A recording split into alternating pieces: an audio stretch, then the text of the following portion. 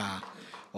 어린 시절 친구들과 싸울 때를 생각해 보면 화해하는 방법하고 다시 회복하는 방법이 너무나도 간단했습니다. 서로 손을 잡고 그냥 친구야, 내가 무엇을 잘못해서 미안해라고 이야기하면 상대방은 아니야, 내가도 무엇을 잘못해서 미안해라고 하든가 괜찮아 친구야라고 대답하면 모든 것이 끝이 났습니다. 그러면 언제 또 싸웠냐라는 듯이 또 서로 뛰어놀고 함께 즐거운 시간을 보냈습니다. 하지만 이러한 사과를 통해서 관계가 회복되는 것은 아마 초등학교 저학년까지가 아니었을까라고 생각되는 것 같습니다. 그 이후에는 점점 자아가 발달하면서 한번 이 뒤틀려진 이 관계가 회복되기가 점점 어려워졌기 때문이죠. 그래서 그래도 중고등부까지는 친구라는 개념이 있기 때문에 관계가 깨져도 누구 하나 관계를 회복하려고 노력하고 다가간다면 금방금방 관계가 회복되었습니다. 그러나 학교라는 이 울타리를 벗어난 이후부터는 그런 일들이 거의 벌어지지 않죠. 안 보면 끝이라고 생각하고 있거든요. 그냥 안 맞으면 끝입니다. 내가 상대를 안 하면 됩니다. 굳이 나의 감정을 쏟아가면서 회복하려고 노력하지 않습니다. 그리고 결혼을 하고 아이가 성장하다 보면 있던 관계들도 점점 더 멀어지게 되지요. 오히려 나이가 들면 들수록 한 번 깨진 관계를 회복하기란 정말 어려운 일이다라는 생각을 하게 됩니다. 이는 친구뿐만 아니라 피를 나눈 형제들도 마찬가지인 것 같습니다. 어린 시절에는 아무리 싸워도 형제이고 자매였습니다. 싸워도 같은 방에서 잠을 자야 됐고 같은 공간에서 머물고 있어야 했기 때문이죠. 부모님의 중재에 못 이겨서 억지로라도 손을 잡고 화해하고 회복해야만 했습니다. 만나면 앙숙 같지만 그래도 형이고 동생이었고 언니고 누나였습니다. 둘도 없는 사이처럼 살아갔습니다. 학생 때까지는 말이죠. 하지만 안타깝게도 성인이 되고 각자 독립을 한 이후에는 어린 시절과 같이 한번 깨어진 관계가 회복되는 일은 거의 어렵습니다. 독립한 자녀들끼리, 특히 가정을 이루며 살아가는 형제들끼리 관계가 깨어지면 그 관계를 회복하는 건 너무나도 큰 에너지가 들어가거든요. 부모님이 돌아가신 그 장소에서조차 가장 치열하게 싸우는 것이 형제들이니까요. 그 어떤 원수들보다도 철저하게 그리고 지독하고 독하게 저주하며 싸웁니다. 관계가 회복된다는 것, 이상하게만큼 미성숙하다라고 말하는, 아직 세상을 잘 알지 못하는, 아직 성장하지 못했다라고 이야기하는 아이들에게서는 쉽게 일어나지만 반면 성숙하다, 자라나면 자라날수록, 성장하면 성숙할수록 한번 깨어진 관계가 회복되기란 거의 불가능에 가까운, 정말 쉬운 일이 아니다라는 것을 보게 되죠. 그래서 서점에 가보면 관계 회복을 위한 책들이 정말 많이 존재하고 있다는 것을 알게 됩니다. 부부와의 관계, 자녀와의 관계, 친구들과의 관계, 회사 안에서의 관계, 사람과 사람과의 모든 관계 속에서 어떻게 행동해야 되고 어떻게 회복해야 되며 어떻게 개선해야 할지에 대한 수많은 솔루션들이 존재하고 있습니다. 그 중에서 어쩌다 우리 사이가 이렇게 됐을까의 저자 알자 샌드가 쓴 이 책을 보게 되면요, 우리가 관계 회복을 하기 위해서 어떻게 해야 되느냐, 먼저 나의 상태가 어떤 상태인지를 올바르게 확인해야 된다라고 말하고 있습니다. 그리고 자신의 마음을 명확하게 하기 위해서는 글로 자신의 표현을 해보는 것이 좋다라고 조언하기도 합니다. 이를 통하여 내가 상대방과 무엇까지 희생할 수 있는지, 어디까지 할 수 있는지를 명확하게 할 수 있기 때문이죠. 그리고 용기를 내어 나의 마음을 전하는 것, 나의 상태를 전하는 것이 매우 중요하다라고 방법을 제시하고 있습니다. 이때 중요한 것은 망가진 관계를 회복하기 위해서는 무엇이 옳고 그른지를 따지는 것이 아니라 어떻게 해야 최선의 결과를 이루어낼 수 있는지를 생각하는 것이 더 중요하다라고 강조합니다. 뿐만 아니라 상대에 대해서 열린 마음을 가지고 그 마음을 받아들이는 자세, 이것이 필요함을 강조하고 있지요. 어쩌면 특별하지 않은, 어쩌면 너무나도 당연한 이야기를 우리에게 들려주고 있습니다. 하지만 가장 큰 문제는 뭐냐? 사실 관계를 회복하고 싶다라는 이 욕구보다 상처를 받고 싶지 아니하는 방어 기제가 더 크기에 우리는 이 당연한 일을 행하지 못하는 것이죠. 가장 대표적인 사람이 누구였냐? 가룟 유다였습니다. 가룟 유다는 예수님의 12제자 중 한 사람이었습니다. 아마도 예수님의 공생의 초창기부터 예수님의 제자로 부르심을 받았을 것입니다. 누가복음 6장, 마가복음 3장을 보게 되면 예수님께서 밤새 기도하신 후에 12제자를 선택하셔서 사도라 칭하시는 장면이 나타납니다. 그리고 마태복음 10장에서도 12제자를 부르시고 더러운 귀신을 내쫓으며 모든 병과 약한 것과 고치는 능력을 주는 사람들 가운데 가룟 유다의 이름이 적혀져 있는 것을 우리는 확인할 수 있습니다. 이런 가룟 유다는 예수님의 제자 그룹 안에서도 회계를 담당하는 사람이었습니다. 12제자 가운데 가장 지혜롭다라고 할 수도 있는 사람이었고, 가장 정직한 사람이다라고 말할 수도 있고, 가장 신뢰가 가는 사람이다라고 이야기할 수도 있었을 것입니다. 어쨌든 중심이 되는 제자였고, 그는 3년 동안 예수님과 동고동락하면서 예수님의 말씀을 가장 가까운 곳에서 들었던 사람 중에 한 사람이었습니다. 그리고 아마 가장 많은 기적을 경험한 사람이 아니었을까라는 생각도 듭니다. 그들이 따르는 자들의 헌신을, 그들의 먹고 자는 그 모든 것들은 그들을 따르는 자들의 헌신으로 이루어졌었습니다. 그리고 그것은 절대적으로 부족하고 넉넉하지 못했을 가능성이 큽니다. 당장 하루 먹고 하루 살아야 하는 일들을 반복해서 3년 동안 행했습니다. 이것을 추측해 볼 수 있는 말씀이 있는데, 마태복음 8장, 누가복음 9장에 보면 예수님을 찾아온 사람들에게 이렇게 말씀하시는 장면이 있습니다. 마태복음 8장 20절 말씀 우리 함께 읽어볼까요? 예수께서 이르시되 여우도 굴이 있고. 아멘. 예수님께서 자신을 제자로 받아달라라고 이야기하는 사람에게 여우에게도 굴이 있고 공중에 새도 거처가 있는데, 예수님은 아무것도 공간, 집, 머물 수 있는 곳이 없음을 나타내고 계십니다. 예수님은 한 곳에 오래 머물며 안주하기를 원치 않으셨고, 복음 전파를 위해 계속해서 이동하셨기 때문에, 또한 바리새인들의 핍박으로 인해 한 곳에 오래 계실 수 없었기 때문에 예수님은 계속해서 옮겨 다니실 수밖에 없었습니다. 문제는 이게 한두 사람의 이동이 아니었다라는 거죠. 일단 예수님의 제자 12명이 있었습니다. 그리고 예수님을 따르던 여자들도 있었지요. 뿐만 아니라 예수님이 파송했던 70명의 제자들도 있었습니다. 마가의 다락방에 모였던 마지막 제자들, 그 성도들의 숫자가 120명이었습니다. 최소한 120명의 사람들은 계속해서 예수님과 동행했을 가능성이 큽니다. 거처가 정해지지 않은 상태에서 계속되는 이동은 안정성을 담보하지 못합니다. 즉 식량을 구하는 것, 잠을 자는 것, 마시는 것, 쉬는 곳을 찾는 것, 이거 다 불안한 일이었습니다. 그리고 이 일에 가장 크게 관여된 사람이 누구였냐? 바로 회계를 담당하는 가룟 유다였습니다. 그렇지만 그들은 한 번도 돈이 없어서, 쉴 곳이 없어서 먹지 못하고 잠을 자지 못했다라는 기록이 복음서에 기록되지 않았습니다. 오히려 5,000명의 사람들을 먹이시고 4,000명의 사람들을 먹이시며 음식들이 남았습니다. 그들에게 계속해서 채워주는, 부으시는 하나님의 역사를 가룟 유다는 가장 생생하게, 정확하게, 가장 많이 목격했던 제자였습니다. 그런데 그런 예수님이 왕이 아닌 십자가의 길을 걷겠다라고 말씀하시자, 그가 꿈꾸었던 하나님의 나라의 완성과 예수님이 말씀하시는 하나님의 나라의 완성이 다름을 깨닫게 됩니다. 그리고 그는 한순간에 뒤돌아서 버리게 되죠. 예수님께서 마지막 만찬 가운데서도 경고하셨음에도 불구하고 그는 자신의 생각을, 계획을 뒤돌아서지 않습니다. 그리고 그 자리에서 뛰쳐나가 가룟 유다는 예수님을 은 30에 팝니다. 이것은 당시 일반 노예의 한 사람의 몸값이었다고 하지요.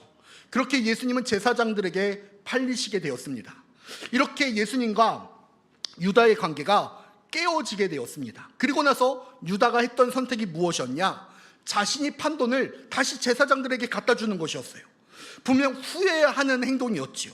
예수님과 자신의 관계가 깨어졌다는 것을 회복하기 위한 행동이었을 수도 있습니다. 그러나 그는 그 이후에 예수님을 만나지 못해요. 예수님과의 관계를 회복하지 못합니다. 왜냐하면 자신의 방법으로, 자신의 생각으로, 자신의 지식으로 이 문제를 해결하고자 노력했기 때문이죠. 그리고 그는 스스로 목숨을 끊게 됩니다. 그렇게 예수님과 그의 관계는 영원히 회복될 수가 없었어요. 반면 가룟 유다와 같이 예수님의 제자로 부르심을 받은 베드로라는 사람도 있었습니다. 베드로도 예수님을 따르던 초창기 멤버였습니다. 그도 수지자라는 명칭이 붙을 정도로 예수님을 따르는 수많은 사람들 가운데 인정받고 신뢰되는 사람 중에 한 사람이었습니다. 특히 베드로의 신앙 고백과 권세는 다른 제자들과 비교할 수 없었는데, 빌립보 가이사랴 지방에서 예수님이 인자를 누구라 하느냐라는 이 질문에 베드로는 주는 그리스도시요 살아계신 하나님의 아들이십니다 라고 대답함으로써 베드로는 천국의 열쇠를 짊어지는 하나님의 자녀가 되었지요. 뿐만 아니라 예수님께서는 게바에서 예수님의 이 게바에서 베드로로 이름을 바꿔 부르시며 베드로, 즉 반석 위에 교회를 세우시는데 그곳의 음부의 권세가 이기지 못하는 곳이 될 것이다 라고 말씀하십니다. 이런 베드로는 다른 제자들과 차별된 경험을 하게 되죠. 예수님께서는 다른 제자들에게 허락되지 않았던, 곧 베드로와 소수의 제자들에게만 허락했던 기적과 환상들을 보여주시기도 했습니다. 먼저 마태복음 17장, 마가복음 9장, 누가복음 9장을 보게 되면 베드로와 야고보와 요한과 함께 변모산에 올라가시는 장면이 나오게 되는데, 이때 베드로는 예수님과 모세와 엘리야가 함께 있는 그 환상을 보게 되죠. 그곳에서 영광이 너무나도 가득 찬 나머지 베드로는 그곳에서 예수님과 모세와 엘리야의 장막을 치고 여기서 영원히 살고 싶다라고 고백했을 정도였습니다. 또한 마가복음 5장, 누가복음 8장에 기록되어져 있는 회당장 야이로의 딸이 죽었을 때 예수님은 그때도 베드로와 야고보와 요한만 데리고 들어가서 이 아이의 손을 잡고 달리다굼, 번역하면 소녀야 일어나라 라고 말씀하시자 죽었던 아이가 일어나는 기적을 경험하기도 했습니다. 왜 이렇게 예수님은 베드로를 사랑하셨을까 생각해 보면 베드로는 언제나 적극적인 사람이었습니다. 마태복음 14장을 보게 되면 예수님을 제외한 제자들이 배를 타고 갈릴리 건너편에 나아갈 때였습니다. 거센 파도로 인하여 제자들이 어려움을 겪는 것을 보고 예수님께서 물 위를 걸어가시죠. 이 모습을 본 제자들은 유령이다 생각하며 두려움에 빠지게 되었습니다. 그때 예수님의 말씀에 진짜 그분이 예수님이라면 자신도 물 위를 걷고 싶다라고 베드로가 이야기합니다. 그리고 그는 물 위를 걷는 자가 되었습니다. 그런 그가 예수님의 고난을 대면하게 되었지요. 신문을 당하고 채찍을 맞으시며 사람들 의해서 옷을 찢기시는 예수님을 보았습니다. 예수님을 가장 사랑한다라고 고백했던 베드로여도 지금 상황 속에서 그가 할 수 있는 일은 아무것도 없었습니다. 11명의 사도, 70명의 제자, 120명의 성도들 가운데 그 누구도 그 상황 앞에서 앞에 나가서는 자가 없었습니다. 그러면 자신이 죽을 것도 뻔했기 때문이죠. 그때 누군가 베드로를 향해서 이야기합니다. 이 사람도 예수와 함께 했던 자라고요. 이 이야기를 베드로는 부인하죠. 그리고 그 이야기의 한 사람, 작고 작은 그 여종의 이야기에 3번이나 예수님을 부인합니다. 작은 자의 소리여도, 작은 자의 외침이어도 베드로는 두려움에 빠질 수밖에 없었습니다. 그렇게 베드로는 예수님을 부인하고 그 자리에서 도망쳤습니다. 베드로는 두려움에 자신의 신앙을 포기하고 두려움에 굴복했습니다. 베드로는 그렇게 예수님의 마지막 순간에 예수님을 배신한 사람으로, 부인한 사람으로 성경에 기록됩니다. 이로 인하여 예수님과 베드로의 관계도 단절되게 되었습니다.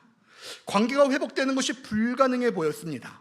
죄인인 베드로가 감히 부활하신 예수님 앞에 설 수 있다는 것은 말이 되지 않았으니까요. 그렇기에 부활의 예수님을 만나보았지만, 이야기를 나눴지만 베드로는 예수님 곁에 머물 수가 없었습니다. 그는 그렇게 다른 제자들과 함께 다시 물고기를 잡으러 갑니다. 예수님을 붙잡고 잘못했다고 한 번만 더 봐달라고 요청할 수도 있었지만, 다시 예수님의 제자가 되고 예수님을 따라다니고 싶다고 매달릴 수도 있었지만 베드로는 그러지 않았습니다. 베드로의 입장에서는 이 회복의 주권은 자신이 아닌 예수님이 지고 있다라는 사실을 분명하게 알았기 때문이죠. 예수님은 자신을 믿어주셨고, 자신에게 천국 열쇠를 주셨고, 자신에게 하나님의 나라를 선포해 주셨습니다. 그런데 자신은 예수님을 부인했고 저주했으며 도망쳤습니다. 때문에 베드로가 아닌 예수님의 붙잡음이 있어야 이 관계는 회복될 수 있을 것이다 라고 판단했던 거지요. 그렇게 예수님은 이 관계를 회복하기 위하여 베드로를 찾아가십니다. 스스로 죄인임을 인정하기에, 스스로 예수님을 떠날 수밖에 없었던, 스스로 더 이상 예수님과 함께할 수 없음을 고백했던 베드로를 위해 예수님이 찾아가셨습니다. 요한복음 21장 4절 말씀 우리 함께 읽겠습니다. 날이 새어갈 때에 예수께서 바닷가에 서셨으나 제자들이 예수이신 줄 알지 못하는지라. 아멘. 도망칠 수밖에 없는, 떠날 수밖에 없었던 베드로와 제자들을 예수님이 찾아오셨습니다. 이것이 예수님이 부활하신 후 제자들과 만나는 세 번째 만남이었습니다. 예수님은 아무것도 잡지 못하고 또 실패해서 돌아오는 자들에게 오른편에 그물을 내리라 라는 말씀과 함께 아침을 준비해 주시죠. 이에 제자들은 자신들에게 나타나신 분이 누구인지 다 알아보게 되었습니다. 예수님이셨거든요. 그러나 누구도 감히 말을 걸거나 반기거나 아는 척하지 못했습니다. 십자가에 돌아가시기 전만 해도 조잘조잘 예수님 옆에서 잘도 이야기했던 제자들의 입술이 떨어지지 않았습니다. 예수님과 그들의 관계가 깨어졌다라는 것을 누구보다 잘 알고 있었기 때문이죠. 이런 제자들을 대표해서 예수님은 베드로에게 질문하십니다. 요한의 아들 시몬아, 내가 이 사람들보다 나를 더 사랑하느냐? 그리고 다시 물어보시죠. 요한의 아들 시몬아, 내가 나를 사랑하느냐? 그리고 마지막으로 다시 한번 물어보십니다. 요한의 아들 시몬아, 내가 나를 사랑하느냐? 이 질문에 대하여 어떤 사람들은 베드로가 3번 부인했기 때문에 예수님께서 3번 질문하셔서 그를 회복하셨다라고 해석하기도 합니다. 또 어떤 이들은 예수님께서 첫 번째가 두 번째 질문에서 요구하신 사랑은 아가파오, 즉 아가페였지만 베드로의 대답은 필로, 즉 필레오였기 때문에 예수님께서 마지막 질문을, 그 사랑을 베드로의 수준으로 낮추셔서 필로로 바꾸어 말씀하셨다라고 해석하기도 합니다. 이 두 해석이 잘못되거나 틀리지는 않았습니다. 그러나 오늘 우리가 관계를 회복하는 주제로 살펴보게 된다면, 깨어진 관계를 회복하고자 하시는, 망가져버린 관계를 회복하고자 하시는 예수님의 사랑을 다시 한번 확인할 수 있는 본문으로 우리에게 다가오게 됩니다. 예수님은 스스로 되돌릴 수 없는, 스스로 도저히 회복할 수 없는, 스스로 용서해달라라고 이야기하지 못하는 베드로와 제자들에게 찾아가십니다. 예수님이신 줄 알면서도 감히 말도 꺼내지 못했던 그 무거운 정막 속에서 나를 사랑하느냐라고 질문하세요. 나를 사랑하느냐라고 물어보십니다. 사랑한다라는 그 베드로의 고백이 있었음에도 불구하고 예수님은 다시 한번 물어보십니다. 나를 사랑하느냐라고요. 이 고백을 통하여 베드로는 자신의 감정, 그 마음을 되돌아보게 됩니다. 자신이 도망친 것이 예수님을 미워해서, 싫어해서, 용서받지 못해서 가는 것이 아니라 두려움 때문이었거든요. 감히 설 수 없는 큰 죄를 지었으니까요. 그러나 그는 누구보다도 예수님을 사랑했습니다. 누구보다도 예수님을 사랑하는 제자였어요. 예수님은 그런 베드로에게 양을 치라, 양을 먹이라, 양을 맡기십니다. 예수님이 굳이 자신을 떠나버린, 자신을 배반하고 자신을 모른다 부인한 베드로와 제자들을 찾아 왜 갈릴리로 오셨을까요? 하나님이 가장 기뻐하시는 일이 뭐냐? 관계가 회복되는 일이었기 때문이었어요. 하나님이 보시기에 가장 좋았다 말씀하시는 일이 관계가 회복되는 일이었으니까요. 99마리의 양이 예수님에게 존재하고 있을지라도 잃어버린 그 한 마리 양으로 즐거워하며 기뻐하는 것이 하나님이시니까요. 그 잃어버린 한 마리의 양을 찾기 위하여, 그 잃어버린 한 마리의 양이 다시 예수님과의 관계를 회복함을 보기 위하여 예수님은 그 자리로 찾아오셨던 것이죠. 하나님과의 관계는 내가 죄인인 것을 인정하는 것에서 시작됩니다. 그래서 사람들은 생각해요. 내가 무언가를 해야 하는구나. 내가 무언가 노력해야 되는구나. 내가 무언가 해야 이 관계가 회복될 수 있구나 라고요. 그래서 가룟 유다도 자신의 힘으로 관계를 바꾸어 보려고 노력했습니다. 하지만 거기에는 실망과 좌절, 포기밖에 존재하지 않았어요. 회복은 내가 아닌 하나님으로부터 시작되기 때문이죠. 그리고 여기에서 중요한 것은 뭐냐? 이미 하나님은 나와의 관계를 회복하기 위하여 우리를 찾아오셨다라는 거예요. 인간의 몸을 입으시고요. 그리고 그분은 십자가에서 죽으셨습니다. 나를 구원하시기 위해서요. 이미 하나님은 나와의 관계의 회복을 위하여 모든 것을 다 준비해 놓으셨어요. 이제 나를 찾아오신 주님 앞에 내가 죄인임을 인정하며 내가 주님을 사랑한다 고백하면 될 뿐입니다. 이미 모든 것은 다 준비되어져 있습니다. 우리의 삶의 터전에서 여전히 하나님과의 관계가 회복되지 않았을 수도 있습니다. 여전히 우리의 인생 가운데서 하나님과의 관계가 단절되어 살아갈 수도 있습니다. 그러나 걱정하지 않고 염려하지 않아도 됩니다. 예수님은 내가 아직도 회복하지 못한 그 상황 속에서, 그 환경 속에서 이미 우리를 찾아오셨으니까요. 내가 도망쳐 있는 그곳에서 예수님은 이미 기다리고 계시니까요. 내가 아무것도 낚지 못해서, 내가 아무것도 이루지 못해서, 내가 실패자의 자리에 그 모습으로 그 자리에 서 있을지라도 예수님은 이미 그 자리에 계십니다. 그리고 나의 필요한 것을 채우시며 나에게 필요한 것을 준비하시며 우리에게 질문하실 것입니다. 네가 나를 사랑하느냐? 그 자리가 실패의 자리여도 상관없습니다. 그 자리가 내가 계속 무너지는 그 상황과 환경이어도 상관없습니다. 우리가 주님을 사랑하기만 한다면, 우리가 주님을 사랑하는 그 마음이 전심이라면 주님은 그 실패한 자리에서도 나에게 양을 맡기시고 양을 먹이라 말씀하십니다. 우리 사랑하는 불꽃교회 성도 여러분, 올 26년도 우리가 하나님이 보시기에 심히 좋았다라는 그 삶을 살기 위하여 한 해를 준비하고 있습니다. 그럴 때에 우리가 살아가는 그 모든 자리에서 하나님과 끊어졌던, 하나님과 단절되었던 그 관계들이 회복되어 돌아오기를 간절히 소망합니다. 이미 주님은 우리의 삶의 모든 곳에 다 준비하고 계십니다. 우리가 나를 사랑하냐라고 질문하시는 그 주님의 음성에 응답할 때입니다. 그리하여 우리의 삶에, 우리의 모든 삶의 터전에 하나님과 우리의 인생이, 우리의 삶이 연결되기를 간절히 축복합니다. 그리하여 이 교회에서뿐만 아니라 내가 살아가고 있는 그 모든 삶의 터전과 그 삶의 모든 여정 속에서 하나님의 나라가 임해서 하나님의 말씀이 성취될 때에 하나님이 보시기에 좋았다 고백하시는 삶이 저와 우리 성도님들의 삶이 되기를 간절히 축복합니다.